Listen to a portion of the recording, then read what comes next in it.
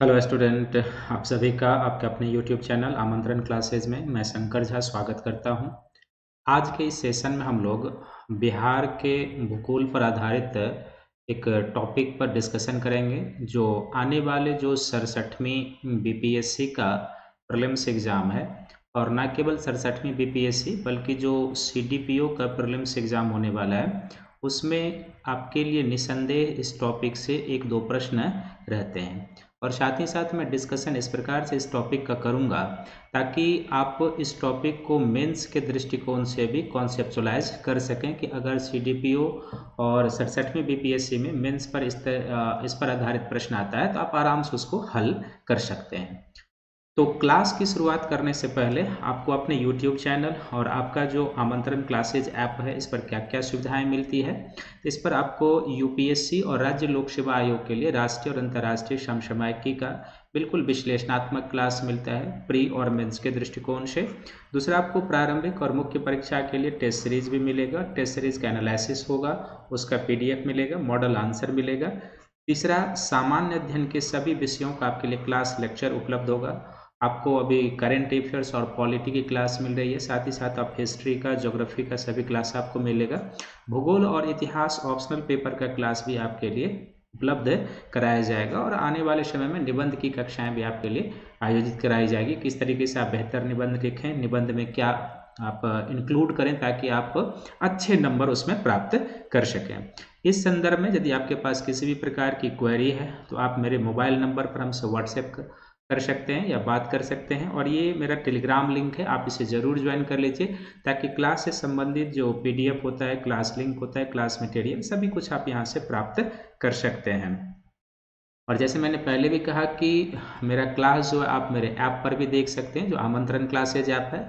आप इस लिंक के थ्रू डायरेक्ट जाकर भी इस ऐप को डाउनलोड कर सकते हैं और साथ ही आप अपने मोबाइल के प्ले स्टोर में जाकर भी इस ऐप को डाउनलोड कर लीजिए। और उस ऐप पर आपको जो यूट्यूब पर सुविधाएं मिलती है वो तो मिलेंगी ही, साथ ही साथ इस पर कुछ एक्स्ट्रा क्लासेस भी आपके लिए प्रोवाइड कराया जाएगा। और जैसे कि मैंने पहले भी आप लोगों को बताया था कि बिहार का जो सीडीपीओ का और बीपीएससी का एग्ज़ाम होने वाला है, तो इसके लिए बीपीएससी पर आधारित जो बिहार का भूगोल है, जो भारत का भूगोल होगा, जो विश्व का भूगोल होगा, पर्यावरण और पारिस्थितिकी से संबंधित जो कुछ टॉपिक होंगे, इन सभी का हम एक पैकेज लेकर आपके पास आ रहे हैं।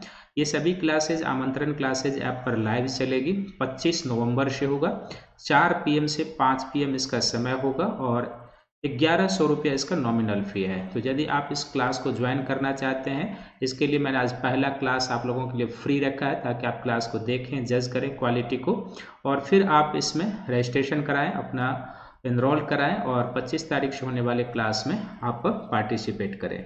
इसके लिए आप क्या कीजिए, तो अपने मोबाइल के प्ले स्टोर से, जैसे मैंने पहले भी कहा कि आप ऐप डाउनलोड कर लीजिए और उस ऐप पर आप हमसे जुड़ेंगे लाइव क्लास में। तो आइए, आज का क्लास जिस टॉपिक पर है बिहार के भूगोल के अंतर्गत, ये बेसिकली जो लेक्चर नंबर है वो 4 है। तो आप कहेंगे कि आपने लेक्चर नंबर 1, लेक्चर नंबर 2, 3 तो बताया नहीं। तो वो सभी आपको 25 तारीख से कंटिन्यू आपको ऐप पर मिलता जाएगा। ये चौथा है जिसमें हम लोग बिहार की जो जलवायु है, इस बिहार की जलवायु के ऊपर हम डिस्कशन करेंगे दोनों एग्ज़ाम के दृष्टिकोण से कि जो सीडीपीओ है और 67वीं बीपीएससी का जो एग्ज़ाम होने वाला है उसके दृष्टिकोण से। तो बिहार की जलवायु को हम लोग जब देखेंगे तो इसका एक फॉर्मेटिंग कर लेते हैं। तो बिहार की जलवायु के संदर्भ में सबसे पहले हम लोग लेंगे एक परिचय, लेंगे इंट्रोडक्शन लेंगे। दूसरा हम लोग देखेंगे कि जो बिहार की जलवायु है इसको प्रभावित करने वाला कारक कौन कौन से हैं। बिहार की जलवायु को प्रभावित करने वाले कारक, बिहार की जलवायु को प्रभावित करने वाले कारक, यानी कि करने वाले कारक कौन कौन से ऐसे फैक्टर हैं जो बिहार की जलवायु को प्रभावित करने वाले कारक, वो हम लोग देखेंगे।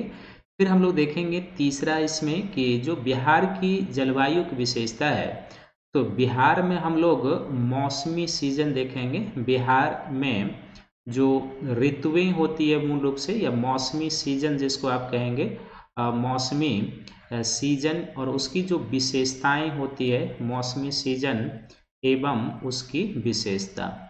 तो इस मौसमी सीजन और उसकी विशेषता को 3 सेगमेंट के सहारे समझा जा सकता है। इसमें एक हो जाएगा जिसको हम लोग कहेंगे, जो एक तरीके से आप कहेंगे कि जो ग्रीष्म ऋतु होता है, ग्रीष्म ऋतु, और उस समय जो बिहार की जलवायु और उसकी विशेषता होगी उसके बारे में हम लोग चर्चा करेंगे।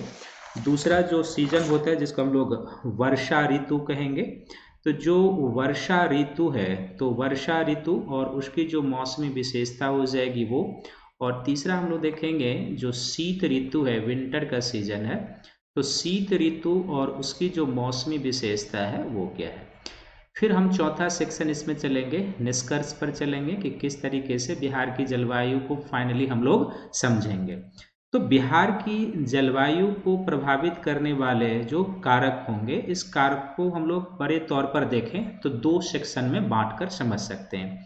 एक जो अवस्थिति से संबंधित कारक है वो हो जाएगा कि बिहार की जो अवस्थिति से संबंधित कारक, अवस्थिति से जो संबंधित कारक हैं वो हो जाएंगे। अवस्थिति से संबंधित कारक किस तरीके से प्रभावित करते हैं।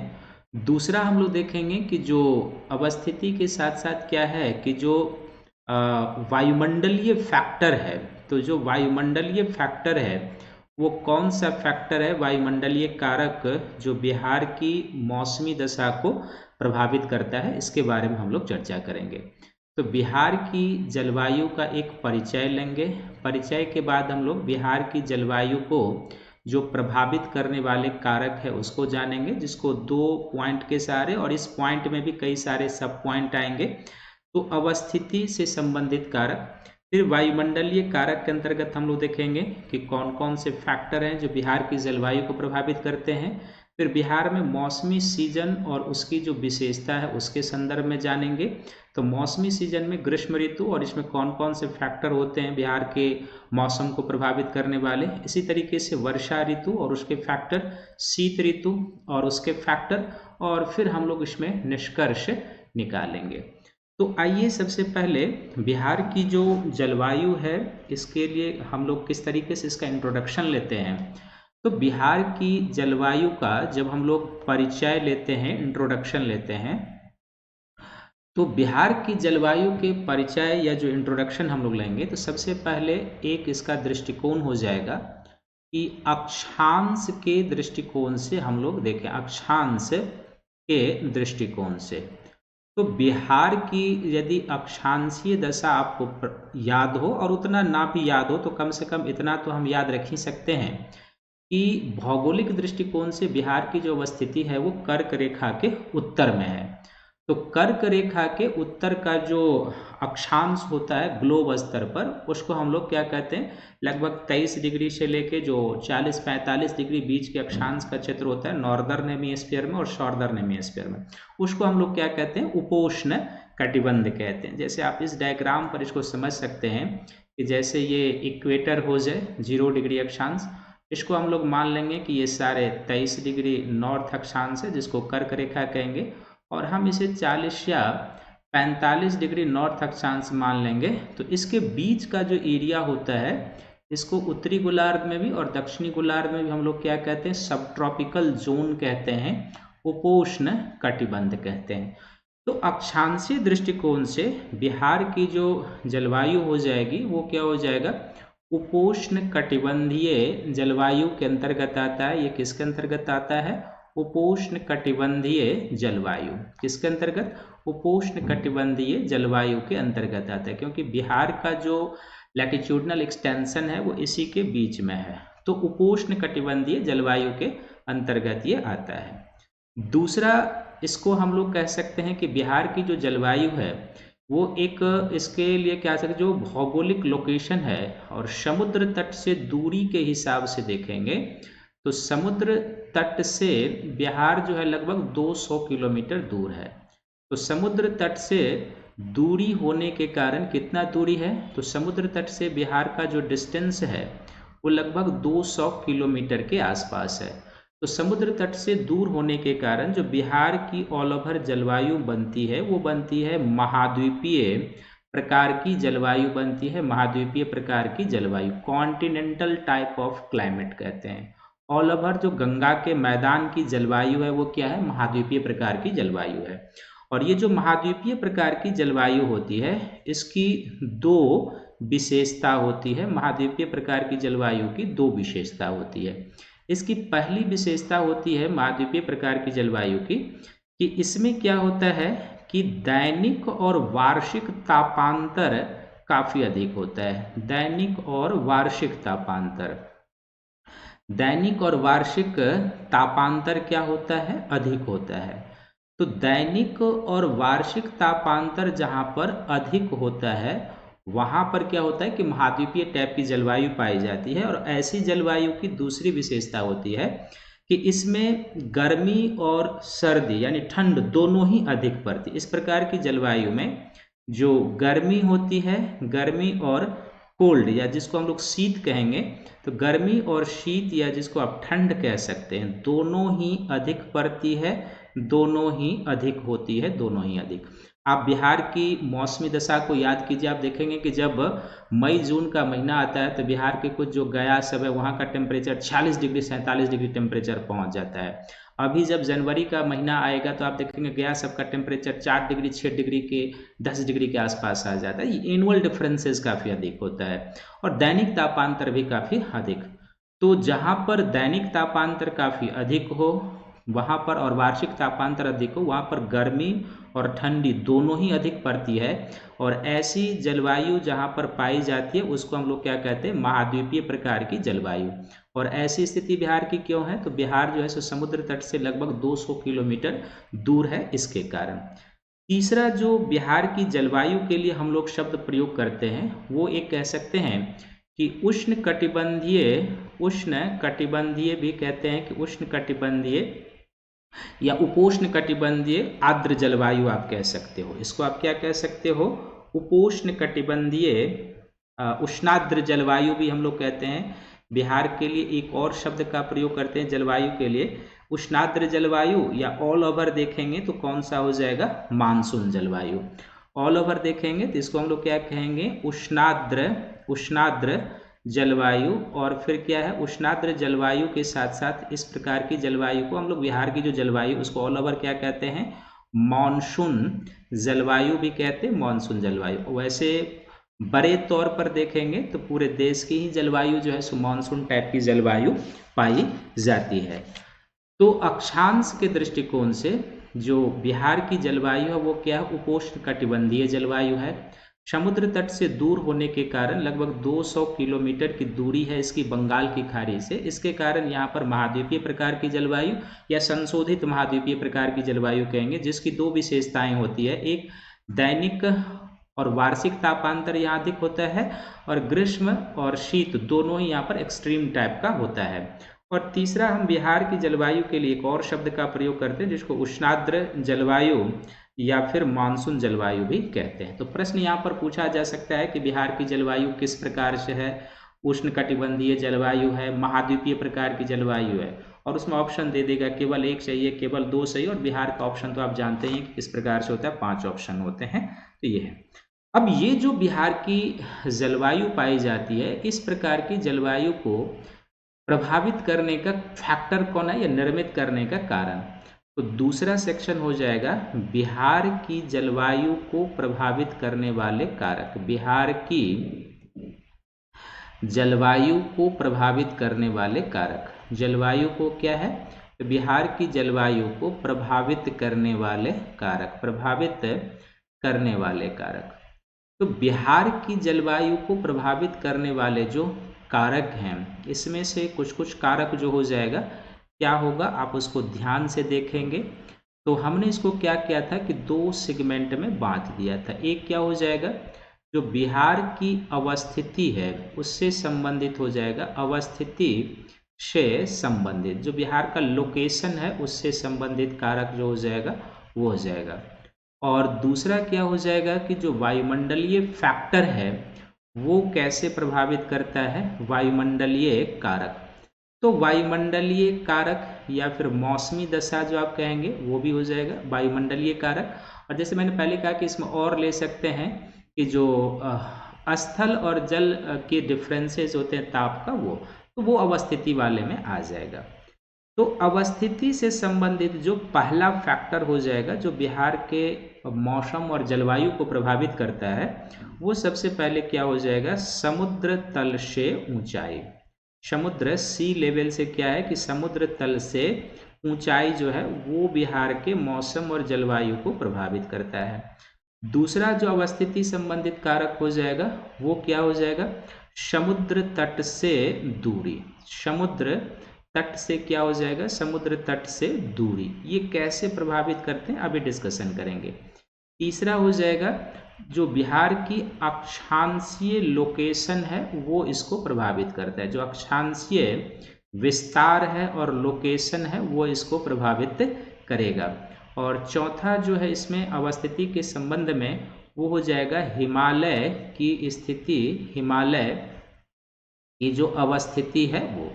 तो ये जो फैक्टर हो जाएंगे वो क्या हो जाएंगे, अवस्थिति और लोकेशन से संबंधित हो जाएगा जो बिहार की जलवायु को प्रभावित करता है।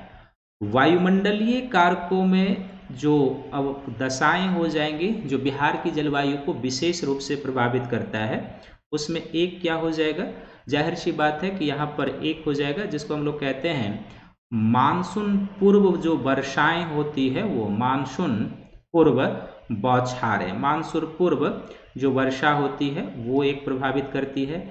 दूसरा जो दक्षिण पश्चिम मानसून का सीजन होता है वो दक्षिण पश्चिम जो मानसून होता है वो प्रभावित करता है और इसी से वर्षा होती है।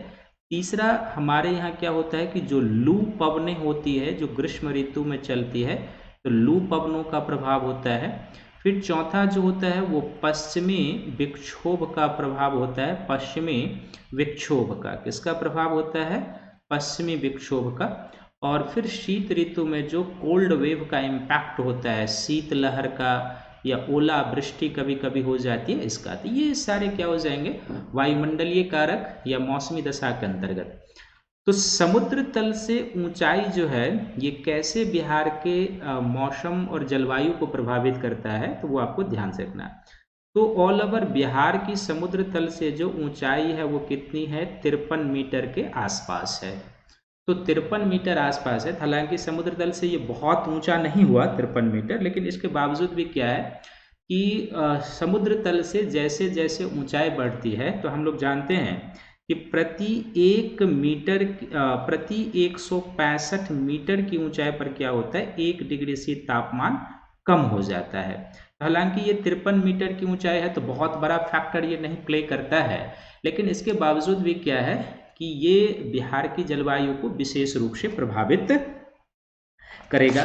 क्योंकि समुद्र तल से थोड़ा भी क्यों ना ऊंचा हो, लेकिन ये मौसम और जलवायु को प्रभावित करने वाला जो होता है वो क्या होता है, विशेष फैक्टर होता है। ये आपको ध्यान में रखना है। दूसरा जो समुद्र तट से दूरी है, तो समुद्र तट से जो दूरी होती है वो कैसे प्रभावित करती है। तो जैसे मैंने पहले ही कहा कि जो बंगाल की खाड़ी है, तो बंगाल की खाड़ी से बिहार की जो दूरी है वो 200 किलोमीटर के आसपास है। और 200 किलोमीटर दूर होने के कारण ही क्या होता है कि यहाँ पर महाद्वीपीय प्रकार की जलवायु पाई जाती है, जिसकी विशेषता आपको मैंने बताया कि यहाँ पर दैनिक और वार्षिक तापांतर अधिक होती है। और दैनिक और वार्षिक तापांतर अधिक होने के कारण यहाँ पर गर्मी भी अधिक पड़ती है और दूसरा सर्दी भी अधिक पड़ती है, शीत भी अधिक पड़ती है। तो जो समुद्र तट से दूरी है इसके कारण ही बिहार में महाद्वीपीय या संशोधित महाद्वीपीय प्रकार की जलवायु पाई जाती है। तीसरा जो अक्षांशीय विस्तार है, तो अक्षांशीय विस्तार हम लोग जानते हैं कि बिहार की जो अवस्थिति है वो क्या है, तो कर्क रेखा के उत्तर में अवस्थित है। कर्क रेखा के उत्तर में, और कर्क रेखा के उत्तर में होने के कारण क्या होता है कि यहाँ पर तापमान की क्या होती है, तापमान की असमानता पाई जाती है। तापमान की असमानता, वर्ष भर यहाँ पर एक समान तापमान नहीं होता है। चूंकि कर्क रेखा से उत्तर में होने के कारण क्या है कि ग्रीष्म ऋतु में तो यहाँ पर तापमान आता है, क्योंकि जब सूर्य कर्क रेखा के ऊपर लंबवत होगा तो उत्तर के मैदानी क्षेत्रों में भी सूर्य की किरणें पड़ती है, लगभग वर्टिकल, कुछ जो है सो एक्यूट एंगल पर। लेकिन अभी के समय में क्या है कि कर्क रेखा के और उत्तर में होने के कारण तापमान यहाँ पर कम पहुंचेगा, क्योंकि सूर्य की किरणें काफ़ी तिरछी होकर जाएगी। अभी सूर्य दक्षिणी गोलार्ध में है, तो सूर्य की किरणें काफ़ी तिरछी होकर यहाँ पर आती है। तो इस अक्षांशीय विस्तार के कारण क्या है, जो कर्क रेखा के उत्तर में है, बिहार में ग्रीष्म ऋतु में और शीत ऋतु में टेम्परेचर का डिफरेंसेज होता है। ग्रीष्म ऋतु में जहाँ पर अधिकांश जो डिस्ट्रिक्ट हैं बिहार के, जो 33 डिग्री 34 डिग्री 35 डिग्री टेम्परेचर को अनुभव करते हैं, वहीं शीत ऋतु में टेम्परेचर जैसे एवरेज टेम्परेचर बिहार का जो हो जाता है वो आप 8 से लेके 12-14 डिग्री, 8 से 10-12 डिग्री के बीच होता है। तो इस तरीके से ये अक्षांशीय विस्तार का ही प्रभाव है। तीसरा क्या है, अंतिम पॉइंट क्या है अवस्थिति से संबंधित कारक में, तो हिमालय की अवस्थिति। तो हिमालय की जो अवस्थिति है ये बिहार को दो तरीके से प्रभावित करता है। यहाँ पर थोड़ा सा इसको विस्तार दे देंगे। हिमालय की अवस्थिति, तो जो हिमालय की अवस्थिति है ये बिहार के मौसम और जलवायु को क्या करता है, दो तरीके से प्रभावित करता है। एक क्या करता है, तो ये पहला तो करता है कि साइबेरिया से आने वाली जो शीत लहर होती है उसके प्रकोप से बिहार को बचा लेता है। साइबेरिया की शीत लहर को क्या करता है, साइबेरिया की शीत लहर को प्रवेश करने से रोक लेता है। प्रवेश करने से क्या करता है, प्रवेश करने से रोक देता है। जाहिर सी बात है कि हिमालय की जो ऊंची और लंबी श्रृंखलाएं हैं, जैसे जो ग्रेटर हिमालय, इसकी औसत ऊंचाई जो है वो कितनी है, 6100 मीटर है।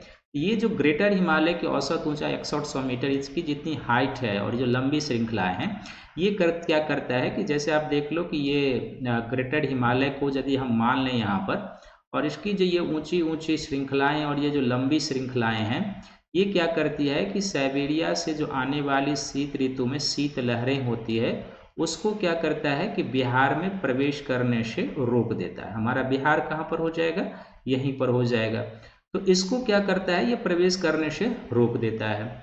दूसरा हिमालय क्या करता है कि मानसूनी वर्षा कराने में सहायक है। मानसूनी वर्षा कराने में सहायक, मानसूनी वर्षा कराने में क्या है, मानसूनी वर्षा कराने में सहायक है। मानसूनी वर्षा कराने में सहायक, या ऑल ओवर जो भारत में मानसून प्रकार की जलवायु पर पाई जाती है जिसमें बिहार भी शामिल है, तो इस मानसून प्रकार की जलवायु के पीछे जो मूल कारण है वो हिमालय का लोकेशन ही है। क्योंकि अब आप देखेंगे कि यदि हम इसको यहाँ पर इस डायग्राम से थोड़ा सा इमेजिन कर लें, तो जो बंगाल खाड़ी की मानसून पवनें होती है वो भी क्या होती है कि बांग्लादेश से प्रवेश करने के बाद जब वो ब्रह्मपुत्र वैली में प्रवेश करते हैं और शिवालिक से टकराकर वो मैदानों में पूर्व से पश्चिम की ओर इस तरीके से चलना शुरू कर देती है। फिर मानसून की एक शाखा लोअर बंगाल डेल्टा से प्रवेश करती है जो बिहार सब में वर्षा कराते हुए आगे बढ़ती है। तो अगर ये हिमालय नहीं होता तो भारत में संभव है कि मानसून प्रकार की जलवायु नहीं पाई जाती और उत्तर का मैदानी क्षेत्र जो आज इतना उपजाऊ है, जहाँ पर जलोढ़ है, इसकी प्रकृति कुछ अलग हो सकती थी। तो ये क्या है कि मानसून वर्षा कराने में हिमालय का लोकेशन जो है वो सहायक है। तो ये जो बिहार की अवस्थिति है और उससे संबंधित जो फैक्टर हैं, ये बिहार के मौसम और जलवायु को विशेष रूप से प्रभावित करता है। फिर वायुमंडलीय कारक हम लोग देखेंगे कि मानसून पूर्व जो बौछारें होती है वो, जो दक्षिण पश्चिम मानसून है वो, जो लू पवनों का प्रभाव होता है वो, जो पश्चिमी विक्षोभ का प्रभाव होता है वो, और जो शीतलहर का इम्पैक्ट होता है वो, ये कैसे बिहार के मौसम और जलवायु को प्रभावित करता है, तो वो आप देख लीजिए। तो वायुमंडलीय कारकों में सबसे पहला कारक क्या हो जाएगा कि प्री मॉनसूनल रेनफॉल कहते हैं इसको, हम लोग क्या कहते हैं, प्री मानसूनल रेनफॉल कहते हैं। तो ये जो प्री मानसूनल रेनफॉल होता है बेसिकली क्या होता है कि इसको आप एक तरीके से कह सकते हो, ये एक प्रकार का रीजनल थंडर स्टॉर्म होता है, रीजनल तरित झंझा होती है, रीजनल तरित झंझा इसको कहते हैं, रीजनल तरित झंझा। और ये जो रीजनल तरित झंझा होता है बेसिकली ये क्या होता है कि जो स्थल और जल का टेम्परेचर डिफरेंसेज होता है, स्थल और जल के यानी कि जो सागर है, स्थल और जल के तापमान या तापमान के अंतर से उत्पन्न होता है, किससे उत्पन्न होता है, तो अंतर से उत्पन्न होता है।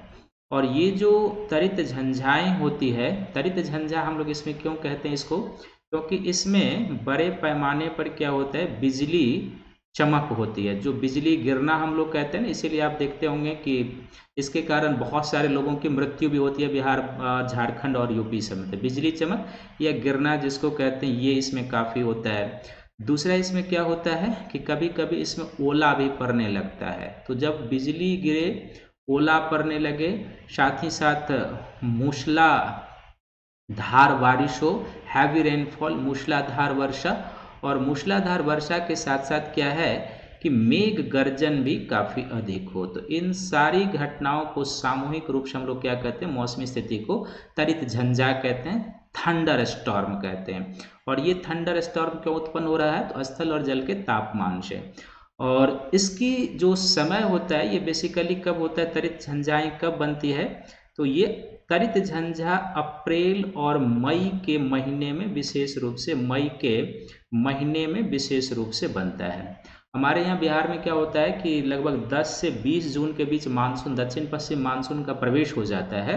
तो उससे पहले जो भी वर्षा होती है ना, वो क्या होता है, प्री मानसूनल रेनफॉल होता है। तो ये एक जो है सो अप्रैल मई में मानसून पूर्व के समय में ये जो तरित झंझाएं होती है, ये काफ़ी बिहार के मौसम को प्रभावित करता है। इससे जनजीवन प्रभावित होता है, सामाजिक आर्थिक नुकसान भी होता है, क्योंकि आप देखते होंगे प्रत्येक वर्ष कम से कम 50-100 लोगों की बिजली गिरने के कारण इसमें मृत्यु हो जाती है। फसलों का यदि मान लीजिए ओला पड़े, तो ओला पड़ने के कारण कभी कभी क्या होता है कि इसमें फसलों का भी नुकसान होता है। इसके कारण क्या होता है, फसलों का नुकसान हो जाता है, फसलों का नुकसान होता है, ये होता है।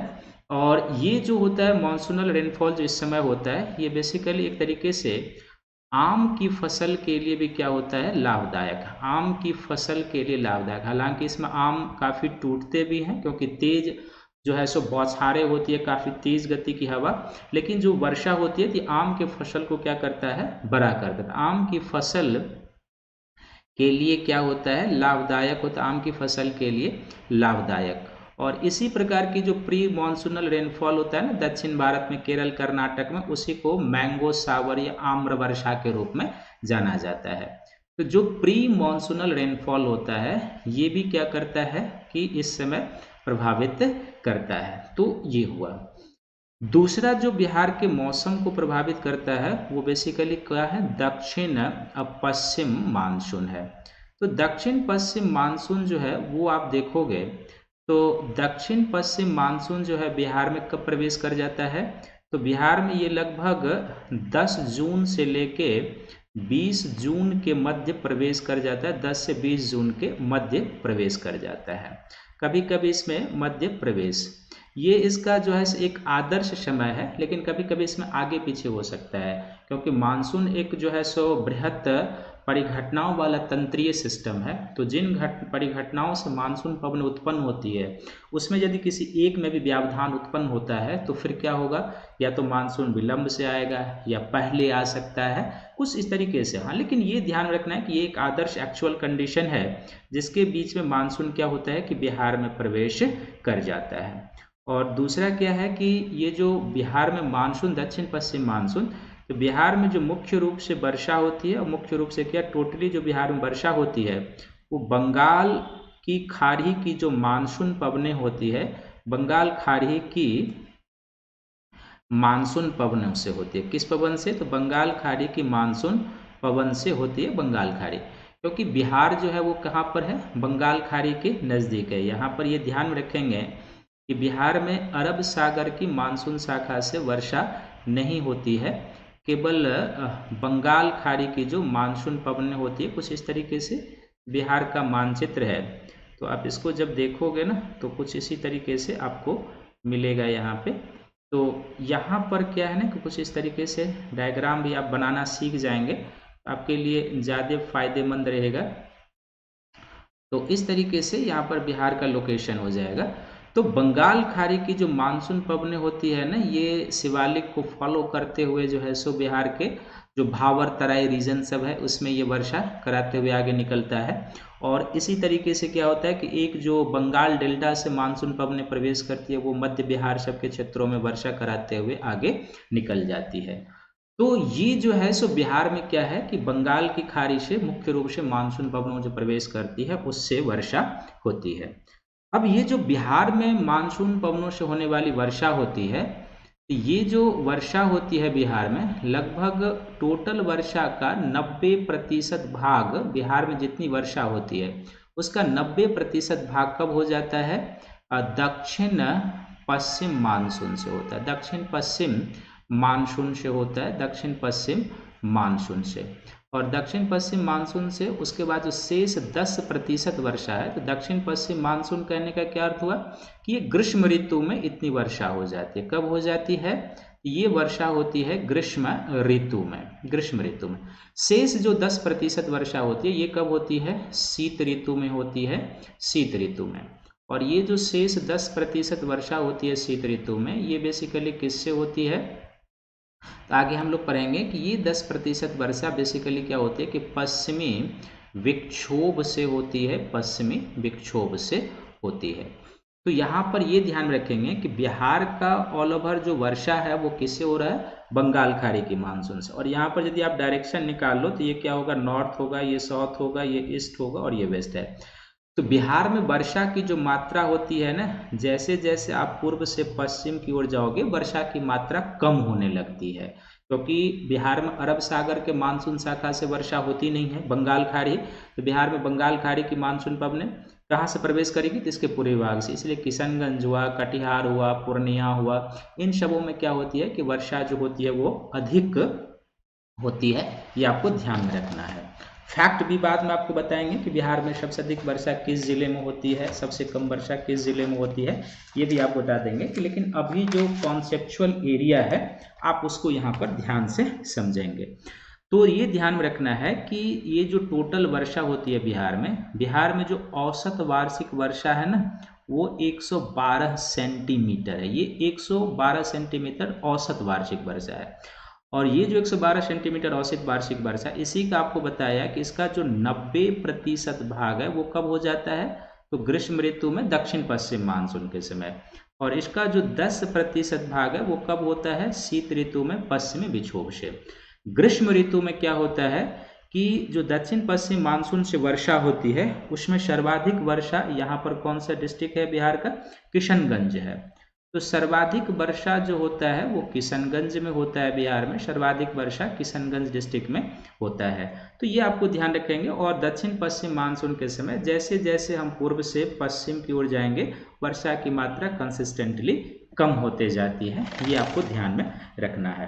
तो ये जो दक्षिण पश्चिम मानसून पवनें हैं और इनसे जो वर्षा है यही बिहार के जीवन का आधार है, क्योंकि इन्हीं से नदियों में पानी आता है जब नदियों के जलग्रहण क्षेत्रों में वर्षा होती है। लेकिन ये डैमेज भी करके जाता है क्योंकि इससे फ्लड भी आता है। तो ये आपको ध्यान में रखना है। तीसरा जो बिहार के मौसम को प्रभावित करता है ग्रीष्म ऋतु में वो कौन सा है? तो लू पवन है, लू पवन है। तो ये जो लू पवनें होती है, इस लू पवन को हम लोग इसको क्या कहते हैं? तो ये क्या होता है ना कि एक धूल भरी शुष्क पवनें होती है। कैसी होती है? धूल भरी शुष्क पवन, धूल भरी शुष्क पवन होती है। और ये जो धूल भरी शुष्क पवनें होती है ये बेसिकली क्या आता है कि इसमें वायु का जो तापमान होता है ये 40 डिग्री सेंटीग्रेड से अधिक हो जाता है, 40 डिग्री सेंटीग्रेड से अधिक। और ये जो धूल भरी पवनें होती है 40 डिग्री सेंटीग्रेड से अधिक, एक प्रकार की ये क्या होती है? पछुआ पवन होती है, पछुआ पवन होती है। और इसका इम्पैक्ट कब होता है बिहार में? इसका इम्पैक्ट जो होता है वो बेसिकली जो अप्रैल का महीना होता है उस समय होता है, अप्रैल में होता है, मई में होता है और कुछ जून तक भी इसका प्रभाव होता है। जब तक मानसूनल रेनफॉल की शुरुआत नहीं हो जाती है तब तक जो होता है इस लू पवन का प्रभाव होता है। ये जो लू पवनें होती है, जैसे आप बिहार के मानचित्र पर यदि आप इसको देखने का प्रयास करेंगे तो ज़्यादा आपको समझ में आ जाएगा। तो ये जो लू पवनें होती है इसका इम्पैक्ट जो होगा वो कहाँ पर होता है? तो ये पश्चिम की तरफ से बिहार में प्रवेश करता है, पश्चिम की तरफ से। क्योंकि जो ये लू पवनें हैं ना इसकी उत्पत्ति जो होती है वो कहाँ पर होती है? इसकी उत्पत्ति होती है राजस्थान और पंजाब के मैदानों में। और ये पश्चिम से प्रवेश करती है बिहार में, और संपूर्ण जो गंगा का मैदानी क्षेत्र है उसको ये प्रभावित करता है, संपूर्ण गंगा मैदान को प्रभावित करता है। तो ये जो बिहार में गंगा का मैदान है, इस गंगा के मैदान को ये लू पवनें क्या करती है, प्रभावित करती है। एक्चुअली लू पवनों में होता क्या है और ये कैसे प्रभावित करता है, तो ये जो लू पवनें होती है बेसिकली क्या होती है कि ये शुष्क पवन है, और शुष्क पवन के साथ साथ धूल भरी पवनें होती है। तो लू लगने का क्या अर्थ होता है कि हमारे आपके शरीर का क्या होता है, निर्जलीकरण हो जाता है। क्या हो जाता है, निर्जलीकरण, जिसको हम लोग डिहाइड्रेशन कहते हैं। शरीर का पानी ये सौंख लेता है, और निर्जलीकरण होने के कारण क्या होता है कि इसमें इसके बाद आपको फीवर आ जाती है, फीवर, बुखार, और यदि सही समय पर इसमें इलाज ना हो तो कभी कभी इसमें क्या होती है कि मृत्यु भी हो जाती है। तो ये जनजीवन को काफ़ी प्रभावित करता है अप्रैल मई जून सब में जो लू पवनें होती है। ये पूरे उत्तर भारत के मैदानी राज्यों को प्रभावित करता है, इसका इम्पैक्ट बंगाल तक होता है। यही लू पवनें यहाँ से क्या होगी, बंगाल में प्रवेश कर जाएगी। यहाँ पर बिहार का सीमावर्ती जिला बंगाल है तो बंगाल में प्रवेश कर जाती है। तो ग्रीष्म ऋतु में बिहार के मौसम को जो प्रभावित करता है वो कौन सा है, लू पवन है। इसके अलावा तो जैसे बिहार के लिए, जैसे मैं ये लेक्चर भी चल रहा और आपके बीच में एक आपके लिए सूचना भी आ गया है कि 25 तारीख से जो है सो बिहार स्पेशल जो है वो लाइव क्लास होगा आमंत्रण क्लासेस पर, 4 से 5 बजे इसकी समय होगी। तो आप ज़रूर जो है सो इसमें इनरोल्ड हो जाइए, मात्र 1100 रुपया फ़ी है, और ज़रूर आप इसको पार्टिसिपेट कीजिए। निसंदेह आपके पीटी और मेंस का जो भी प्रश्न होगा आप आराम से मेरे क्लास को देख के बना सकते हैं। तो अब जो बिहार के मौसम और जलवायु को प्रभावित करता है वो कौन सा करता है, तो वो कौन करता है जिसको हम लोग कहते हैं पश्चिमी विक्षोभ कहते हैं, पश्चिमी विक्षोभ कहते हैं। तो पश्चिमी विक्षोभ जो बिहार के मौसम और जलवायु को प्रभावित करता है, खासकर मौसम को, तो सबसे पहले पश्चिमी विक्षोभ जो है क्या है। तो ये जो पश्चिमी विक्षोभ है ये एक्चुअली क्या है, तो ये एक प्रकार का शीतोष्ण चक्रवातीय वर्षा है। ये क्या है, एक प्रकार का टेम्परेट साइक्लोनिक रेनफॉल है, शीतोष्ण चक्रवातीय वर्षा है, शीतोष्ण चक्रवातीय वर्षा। ये ध्यान में रखेंगे कि ये मॉनसूनल रेनफॉल नहीं है, शीतोष्ण चक्रवातीय वर्षा है। और ये जो शीतोष्ण चक्रवातीय वर्षा है ये बेसिकली बिहार में या भारत में प्रभावी कब होता है, तो इसका इम्पैक्ट आपको देखने को मिलेगा थोड़ा बहुत नवंबर में, नवंबर के बाद दिसंबर में, फिर जनवरी में, फिर फरवरी में, कभी कभी मार्च तक इसका इम्पैक्ट देखने को मिलता है। लेकिन इसका जो विशेष इम्पैक्ट होता है वो कब होता है, तो दिसंबर, जनवरी और फरवरी में इसका विशेष इम्पैक्ट होता है। ये जो पश्चिमी विक्षोभ होता है, वेस्टर्ली डिस्टर्बेंस, इससे क्या होता है, तो आप फिर से एक बिहार के मैप के थ्रू इसको समझने का प्रयास कीजिए। ये जो पश्चिमी विक्षोभ है बिहार में प्रवेश करेगा किधर से, पश्चिम से करेगा, जैसे कि आपको पहले ही बता चुके हैं। तो ये जो पश्चिमी विक्षोभ है कुछ इस तरीके से यहाँ पर बिहार का जो मानचित्र हो जाएगा, थोड़ा सा आसान है, एक दो बार प्रैक्टिस कर लेंगे आप आराम से इसको बना सकते हैं। तो बिहार का डायरेक्शन ये हो जाएगा, ये क्या हो जाएगा, ये नॉर्थ है, ये साउथ है, ये ईस्ट है और ये वेस्ट है। तो पश्चिमी विक्षोभ जो है बिहार में पश्चिम से प्रवेश करता है, पश्चिम से प्रवेश करता है, इधर से प्रवेश करेगा। तो ये एक शीतोष्ण चक्रवातीय वर्षा है, लेकिन इसका क्या क्या इम्पैक्ट होता है, तो इसके कारण क्या होता है कि बिहार में शीतकालीन वर्षा होती है। सबसे पहले से क्या होता है, बिहार में शीतकालीन वर्षा होती है, शीतकालीन वर्षा। शीतकालीन वर्षा के साथ साथ इसमें कभी कभी क्या होता है कि जब ये पश्चिमी विक्षोभ आता है तो इसके कारण क्या होता है कि ओला वृष्टि की घटनाएं भी होती है, ओला वृष्टि की घटना होती है, ओला वृष्टि, हेल स्टॉर्म हो जाता है, ओला वृष्टि की घटना होती है। और साथ ही साथ ये जो पश्चिमी विक्षोभ होता है अपने साथ क्या होता है कि शीत लहर का प्रकोप लेकर आता है, शीत लहर का प्रकोप, शीत लहर का क्या होता है, प्रकोप लेकर आता है, शीतलहर का प्रकोप। ये जो पश्चिमी विक्षोभ का इम्पैक्ट है ये क्या है कि बिहार में भी पड़ता है, और इससे जो वर्षा की मात्रा है, जो शीतकालीन वर्षा है, वर्षा की मात्रा बहुत कम है। इससे वर्षा जो है 10 सेंटीमीटर से लेके 15 सेंटीमीटर के बीच होती है। लेकिन ये जो 10 से 15 सेंटीमीटर के बीच वर्षा होती है, ये बेसिकली क्या है कि इस समय रबी का सीजन होता है। तो रबी फसल के लिए संजीवनी का काम करता है। रबी फसल के लिए क्या करता है? रबी फसल के लिए संजीवनी का काम करता है। रबी फसल के लिए संजीवनी का काम करता है, संजीवनी का काम। लेकिन यदि इसमें कभी कभी ओलावृष्टि भी हो जाती है, तो ये जो ओलावृष्टि होती है ये रबी फसलों के लिए क्या होता है कि हानिकारक भी हो जाता है। रबी फसलों के लिए हानिकारक भी होता है, क्योंकि इसके आने से, ओला पड़ने से क्या होता है कि जो रबी फसलें होती है और तेज़ बारिश भी इसमें, कभी कभी तेज़ बारिश भी हो जाती है, कभी कभी तेज़ हवा चलती है, तो वो क्या करता है कि जैसे सरसों फसल हो, आलू की फसल हो, अन्य जो दलहन तिलहन फसलें होती है उसको यह हानि भी पहुंचा देता है। तो यदि ओला ना हो, सामान्य वृष्टि हो, तो ये आपके लिए लाभदायक है। और यदि इसमें ओला वृष्टि पड़ जाती है तो फिर क्या होती है, ये फसलों के लिए नुकसानदायक हो जाता है। और जब ये पश्चिमी विक्षोभ का लास्ट समय हो जाता है, तो चूंकि ये 3-4 दिन की मौसम विशेषता होती है, इसमें कभी रुक रुक कर वर्षा होती है, कभी मौसम साफ हो जाएगा, कभी बूंदाबांदी, कभी तेज वर्षा भी हो जाती है। इस तरीके से इसकी विशेषता होती है और फिर इसमें शीतलहर का प्रकोप बढ़ना शुरू हो जाता है। इस पश्चिमी विक्षोभ से जो वर्षा की मात्रा है वो पश्चिम से पूर्व की ओर क्या होगी, कम होते जाती है। पश्चिम से पूर्व की ओर कम होती है, पश्चिम से पूर्व की ओर कम होगी, कम होती है। यहाँ पर कंफ्यूजन में नहीं रहना है। अभी आपको बताया है कि दक्षिण पश्चिम मानसून के समय बिहार में क्या होता है कि वर्षा की मात्रा पूर्व से पश्चिम की ओर कम होती है, क्योंकि बंगाल खाड़ी की मानसून पब ने वर्षा करा रही है बिहार में। अभी आपको बता रहे हैं कि पश्चिमी विक्षोभ जो पश्चिम से एंट्री लेता है बिहार में, तो वो जितना भी वर्षा कराती है उसकी सर्वाधिक वर्षा की मात्रा कहाँ होगी, पश्चिम चंपारण में, पूर्वी चंपारण में, गोपालगंज में, सिवान में, छपरा में। और जैसे जैसे ये छपरा से मुजफ्फरपुर, पटना, दरभंगा, मधुबनी, इस सब में बढ़ते जाएगी, किशनगंज तक के पास पहुँचते पहुँचते इसकी मात्रा जो हो जाएगी वो क्या हो जाएगी, कम हो जाएगी। तो कॉन्सेप्चुअली आपको याद रखना है कि पश्चिम से पूर्व की ओर क्या हो जाएगी, कम हो जाएगी पश्चिमी विक्षोभ से, ये है। और चौथा जो मौसमी विशेषता जो प्रभावित करती है बिहार के मौसम और जलवायु को, वो हम लोग क्या कहते हैं, तो जो शीत लहर का प्रकोप होता है, शीत लहर का प्रकोप, वो भी कभी कभी शीत लहर का प्रकोप। तो ये शीत लहर का जो प्रकोप होता है ना, बेसिकली होता क्यों है और किस तरीके से होता है, एक ये देखिए।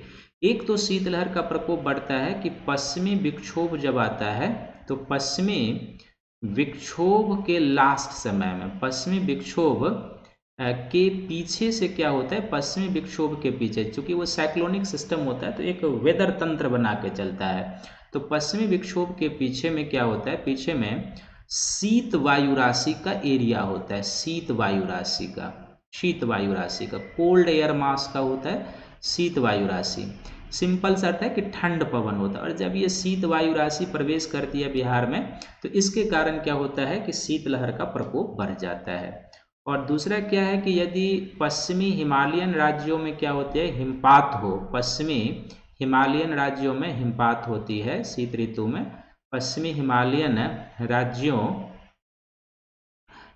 में हिमपात हो, तो यदि पश्चिमी हिमालयन राज्यों में हिमपात होती है ना, तो इसके कारण क्या होता है कि ये जब हिमपात होती है तो पर्वत की, जैसे कि मान लीजिए कि यहाँ पर जैसे जम्मू कश्मीर है, लद्दाख है, हिमाचल है, उत्तराखंड है, इन क्षेत्रों में यदि स्नोफॉल होता है, तो स्नोफॉल होने के कारण क्या होता है कि पर्वत की जो ठंड पवनें होती है, ये स्नोफॉल हुआ पर्वतीय क्षेत्रों में, इन क्षेत्रों में, और पर्वत की जो ठंड पवनें होती है वो क्या होता है कि मैदानी क्षेत्रों में उतरने लगती है। और मैदानी क्षेत्रों में जैसे उतरती है तो पूरे मैदानी राज्यों में शीतलहर का प्रकोप क्या होता है, बढ़ जाता है। इसके कारण क्या होता है कि शीत लहर का प्रकोप बढ़ जाता है, शीतलहर का प्रकोप।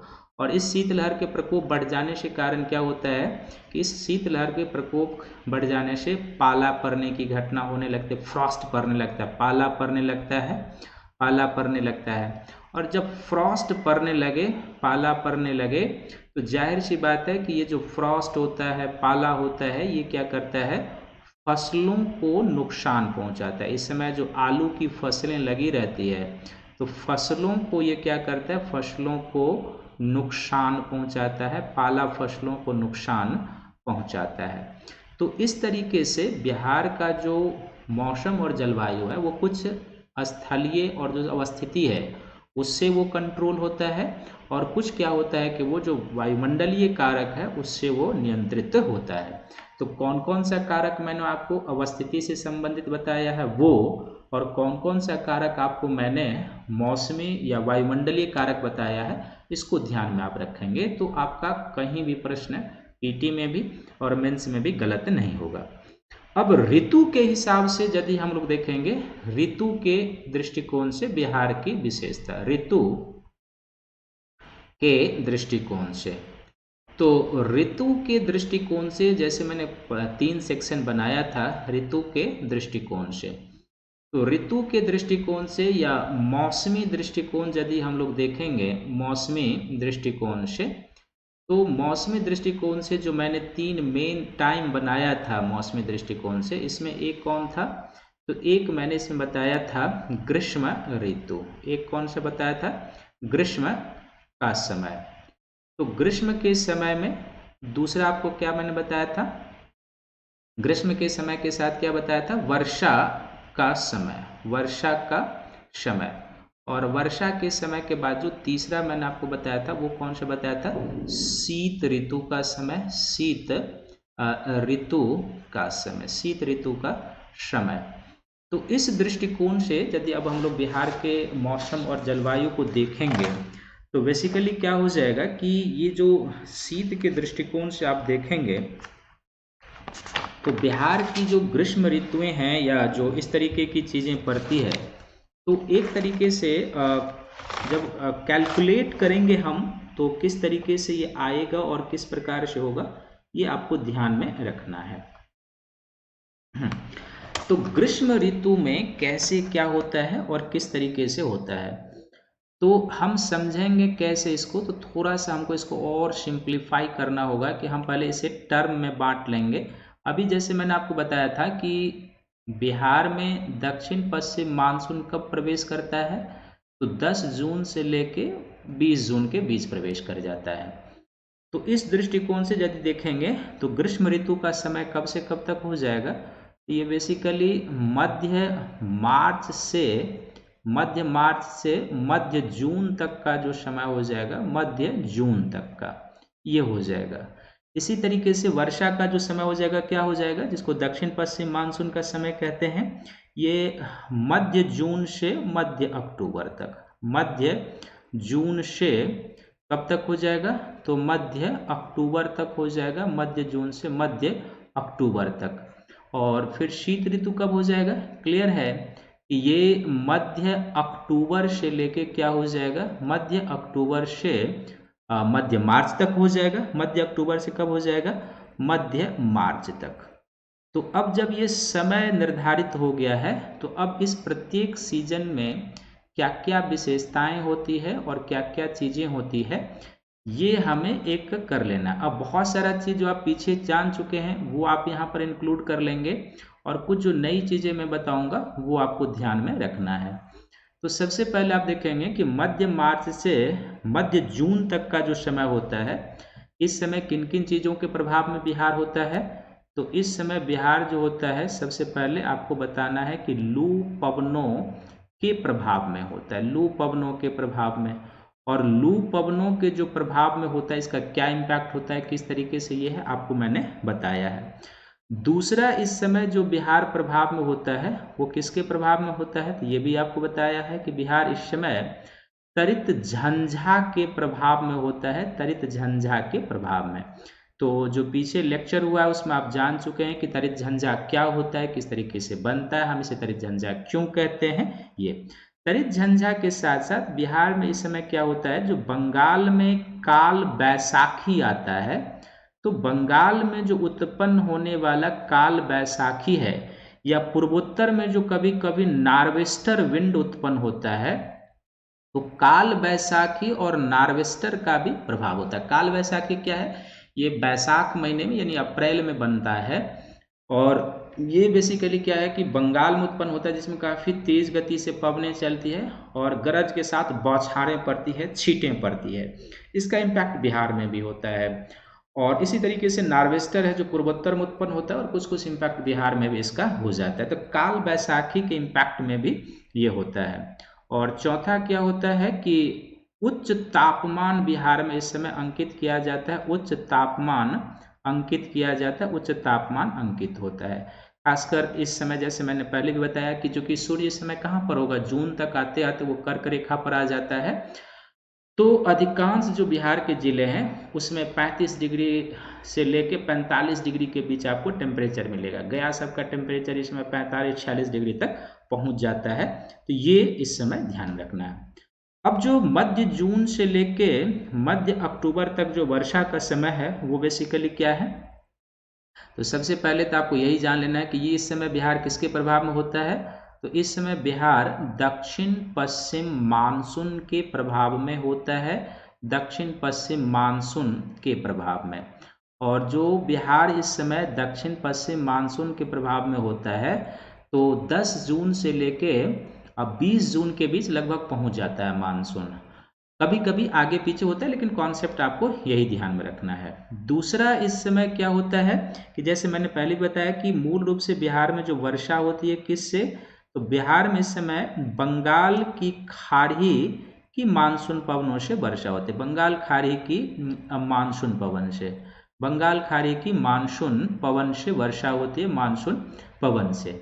फिर तीसरा इस समय क्या होता है कि जो ट्रॉपिकल साइक्लोन बनते हैं बंगाल की खाड़ी में, तो उष्ण कटिबंधीय चक्रवातों से भी प्रभावित होता है। किससे प्रभावित होता है बिहार, उष्ण कटिबंधीय चक्रवातों से प्रभावित होता है। ये बिहार का जो बेसिकली बंगाल, आप देखते हैं बंगाल की खाड़ी में जो साइक्लोन बनता है वो कभी कभी उड़ीसा वेस्ट बंगाल को हिट करता है, तो बिहार में भी उसका इम्पैक्ट देखने को मिलता है। तो ये इसी समय बनता है, तो उष्ण कटिबंधीय चक्रवातों से भी प्रभावित होता है तीसरा।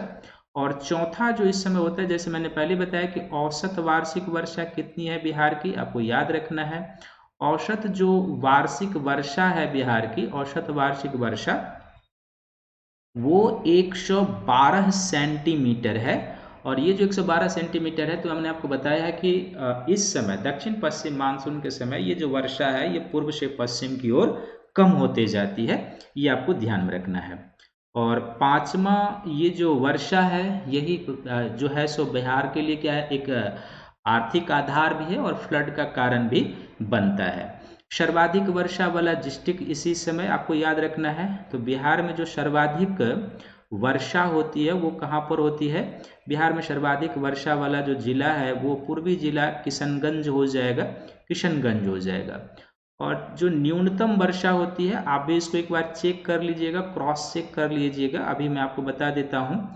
तो न्यूनतम वर्षा वाला जो जिला है बिहार का वो औरंगाबाद कहीं कहीं पर मिलता है, तो ये हो जाएगा न्यूनतम वर्षा वाला जिला, आपको ध्यान में रखना है। तो ये इस समय की विशेषता हो गई। और मध्य अक्टूबर से लेके जो मध्य मार्च तक का फिर समय है ये शीत ऋतु का समय है। इस समय बिहार में जो आप देखेंगे बेसिकली क्या होता है, तो इस समय आप देखेंगे कि पूरे बिहार का जो इम्पैक्ट होता है इस समय, तो खासकर इस समय पश्चिमी विक्षोभ का प्रभाव होता है, पश्चिमी विक्षोभ का, वेस्टर्ली डिस्टर्बेंस का। तो ये जो पश्चिमी विक्षोभ का प्रभाव होता है, तो पश्चिमी विक्षोभ क्या है, कब बनता है, कैसे, ये आपको बता दिए। और आपको ये भी बता दें कि इससे वर्षा बहुत नहीं होती है, 10 से 15 सेंटीमीटर वार्षिक है, लेकिन इतनी ही वर्षा क्या होती है कि रबी की फसलों के लिए संजीवनी। और पूरा कैरेक्टर इसका क्या आपको बता दिए कि कभी ओलावृष्टि हो तो उसका क्या इम्पैक्ट होता है। तो बिहार इस समय पश्चिमी विक्षोभ के प्रभाव में होता है। दूसरा इस समय क्या होता है कि जैसे मैंने बताया कि जो शीत लहर का इम्पैक्ट होता है वो भी पड़ता है, शीत लहर का इम्पैक्ट, शीत लहर का प्रभाव होता है, शीत लहर का क्या होता है, प्रभाव होता है। और तीसरा ऑल ओवर यदि देखेंगे तो बिहार का इस समय जो औसत तापमान होता है, जो औसत तापमान होता है वो कितना होता है, तो बिहार का इस समय औसत तापमान जो है लगभग 10 डिग्री सेंटीग्रेड के पास होता है, 10 डिग्री सेंटीग्रेड के पास होता है। इसी समय आप देखेंगे बिहार का सबसे गर्म डिस्ट्रिक्ट गया और सबसे ठंडा डिस्ट्रिक्ट भी गया ही हो जाता है। तो इस तरीके से आप देखेंगे कि बिहार का जो मौसमी दृष्टिकोण से है यह है। यहाँ पर प्रश्न फॉर्म जो होगा वो बहुत ही बेहतर फॉर्म होगा। तो मैं उम्मीद करता हूँ कि मैंने जो आपको ये बताया है बिहार की जलवायु वाला टॉपिक आपको पसंद आएगा। बिहार के 67वें बीपीएससी और सीडीपीओ एग्ज़ाम के लिए आपके लिए रामबाण सीरीज साबित होगा। तो आप इस सीरीज को देखिए, लाइक कीजिए, शेयर कीजिए, सब्सक्राइब कीजिए, ताकि अधिक से अधिक लोगों तक ये चीज़ें पहुंच पाए, कॉन्सेप्चुअल चीज़ें। और मुझे इंतज़ार रहेगा आपके कमेंट का कि आपको कैसा लगा और आपके एग्ज़ाम और आपकी जो डिमांड है उस पर मैं खरा उतर पा रहा हूँ या नहीं। तो आप ज़रूर एक कमेंट कीजिएगा, इस वीडियो को लाइक कीजिएगा, शेयर कीजिएगा, सब्सक्राइब कीजिएगा, टेलीग्राम चैनल को भी सब्सक्राइब कर लीजिएगा, यूट्यूब चैनल को जरूर सब्सक्राइब कर लीजिएगा, बेल आइकन दबा लीजिएगा ताकि आपको क्लास से संबंधित नोटिफिकेशन मिलता रहे। तो सभी को थैंक यू है, धन्यवाद है। मिलेंगे 25 तारीख को बिहार वाले लाइव सेशन में। तब तक के लिए आप अन्य वीडियो आपके पास उपलब्ध होते रहेगा। सभी को थैंक यू है, धन्यवाद है। मिलते हैं हम लोग अगले सेशन में।